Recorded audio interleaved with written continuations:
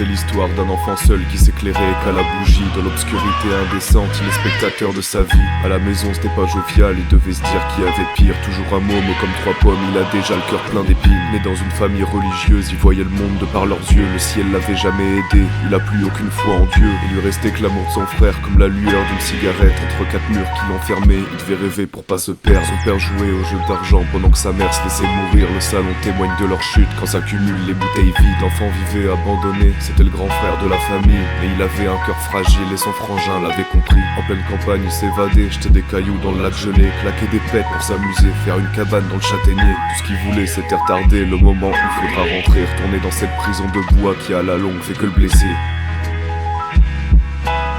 La flamme s'éteint, personne n'a su la raviver. Défier le destin, ça devient une image figurée. Les larmes coulaient et ruisselaient jusque ses pieds. L'enfant rêvait d'une autre bougie à allumer. Un cœur rempli de solitude, l'adolescent se tourne vers l'art. Tout ce qu'il voulait c'était créer, se sentir libre quand tout le monde part. Il se sentait souvent à part dans un lycée qui n'a pas de loi. Quand il rentrait il s'enfermait pour tailler des sculptures en bois. Maintenant devenu menuisier, il met l'âme dans ses créations. C'est ses passions qui l'a fait tenir debout au fond de cette illusion. Il le savait que son bonheur n'était rien de plus que éphémère. De l'autre côté son frère avait trouvé une femme qui lui est chère. Pourquoi le bonheur est si cher ? Qu'est-ce que j'ai fait de travers? C'est ce qu'il se demandait toute la nuit dans son studio de misère. Mais un beau jour, une jolie fille viendra se pointer sur le palier. C'était l'amour de toute une vie qu'il venait juste de rencontrer. Cette femme c'est tout ce qu'il avait, mais ses blessures guérissaient toutes. Les plaies béantes se renfermaient à chaque baiser sur sa peau douce. Les années passent, la bougie brûle, oxygénée par sa fiancée. Il rêve d'une famille comme son frère, il finira par lui demander.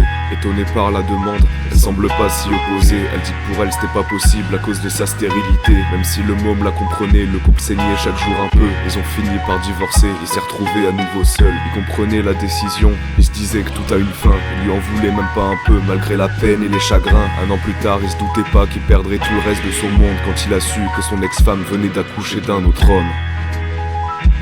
Il s'est pendu à 32 ans, laissant son frère et ses outils.